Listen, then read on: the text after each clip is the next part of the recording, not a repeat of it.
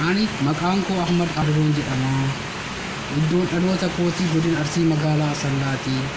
Barumsa koo akkuma xumuree gara magaalaa Finfinnee dhufee achitti magaalaa Finfinneetti mana kireeffadhee abbaa maatii sadiiti. Abbaa ijoollee lamaaf haadha manaati. Maatiin koo mana kiraa keessaa bahanii ana yaaluuf jecha mallaqa fixatanii yeroo ammaa kana rakkoo cimaa keessa kufanii jiranii. Ani immoo biyya ambaa keessa deemee biyya Turkiitti hospitaala keessatti rakkoo hagana hin jedhamne keessatti mallaqa koo fixadhee rakkoo hagana hin jedhamne irra jira. Torbaanitti qarshii Itoophiyaa 15,000 dhiqannaa kanaan jira. Dhiqannaan kunis furmaatan ta'u yeroo gabaabaa keessatti yeroo gabaabaatti lubbuu keetitti balaa guddaa waan ta'uuf daddafii kalee dhaabbadhu naan jedhanii doktoroonni naan jedhanii jirani.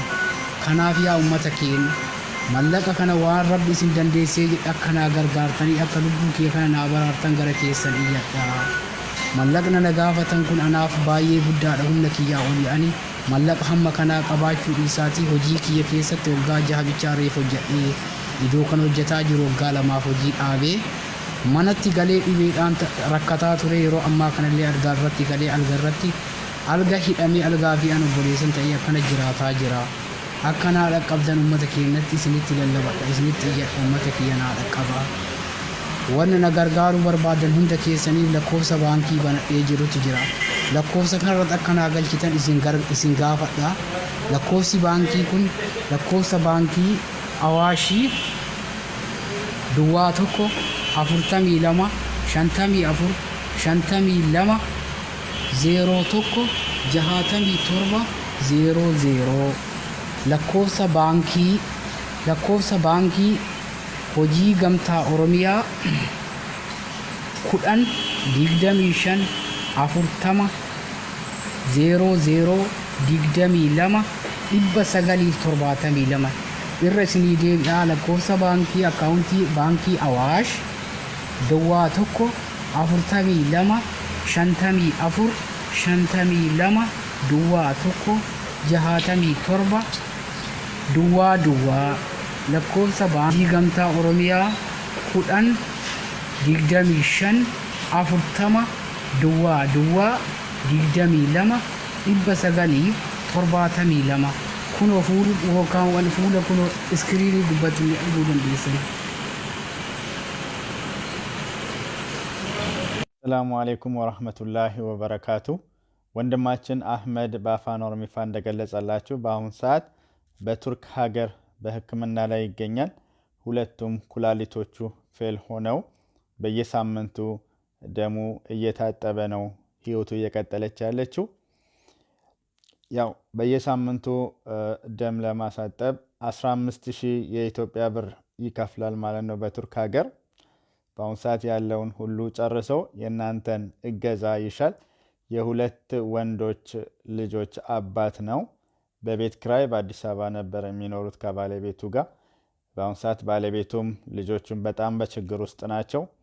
አህመድም ያለውን ሁሉ ጨርሶ በአሁን ሰዓት በጣም ችግር ውስጥ ነው ያለው በቱርክ ሀገር። ዶክተሮቹ እንዳሉት ኩላሊት ቶሎ ካልተቀየረለት ህይወቱ በቅርብ ጊዜ እንደሚያልፍ ተነግሮት ወንድምየው ፈቃደኛ ሆኖ አንደኛውን ኩላሊት ሊሰጠው በቱርክ ሀገር ይገኛል። ይህንንም ነቅሎ ተከላ ፕሮግራም ለማድረግ የቱርክ ሆስፒታል $25,000 ነው የጠየቀው። አህመድ ደግሞ በአሁን ሰዓት ምንም የሚከፍለው ነገር የለውም። ስለዚህ ነው ሚዲያ ላይ ወጥቶ የናንተን እገዛ የወንድሞቹን የእህቶቹን እገዛ የሚጠይቀው ማለት ነው። በአለም ላይ ያላችሁ ወንድም እህቶቹ አህመድን አግዛችሁት ኩላሊት ተተክሎለት ወደ ቤተሰቦቹ ወደ ልጆቹ በሰላም እንዲመለስ የናንተን እገዛ ይጠይቃል። ስለዚህ ያላችሁትን ሁሉ የቻላችሁትን ሁሉ ብታደርጉለትና አህመድን ህይወቱን አድናችሁ ወደ ቤተሰቦቹ እንዲመለስ ልጆቹን አብሮ እንዲኖር እንድታደርጉት ያው ጥሪያችንን እናቀርባለን። አህመድ የተለያዩ 2 የአካውንት ባንኮች ሂሳብ አካውንት አውጥቷል። በአባቱ ስም ቃዲሮ ይባላል አባትየው ቃዲሮ ማሜ አህመድ ቃዲሮ ማሜ ነው። ስለዚህ በዛ አካውንት ላይ ያላችሁትን ያህል 5 ብርም ይሁን 10 ብርም ይሁን እያስገባችሁ አህመድን እንድትረዱት በአጽንኦት እጠይቃችኋለሁ። ወሰላሙ አለይኩም ወራህመቱላሂ ወበረካቱ። obboleessa keenya Ahmed qarqaaruu qabna. Ahmed abbaa ijoollee lamaati jechuudha. Dhalataa magaalaa Asallaati. Asallatti dhalatee achitti guddatee achitti baratee yuunivarsiitii Diillaatti eebbifamee Finfinneetti hojii jalqabee ture. Hojii waggaa 6 hanga hojjeteen booda dhukkubsatee waggaa 2 ga'ee jira.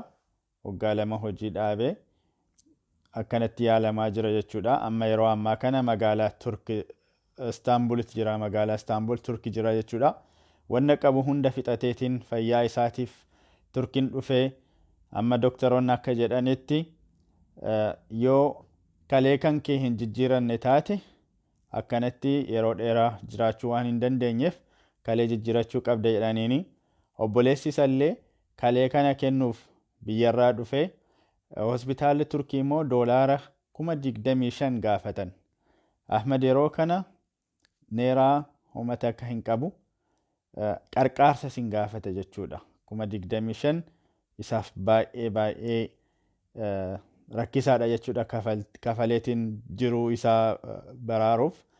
Kanaaf ummata hunda dhiira dubara osoo hin jedhin biyya hundarraa Ahmediin qarqaarsa godhaa fi gara ijoollee isaatii fi beeksisa isaatiitti akka deebi'u Ahmediin haa qarqaarru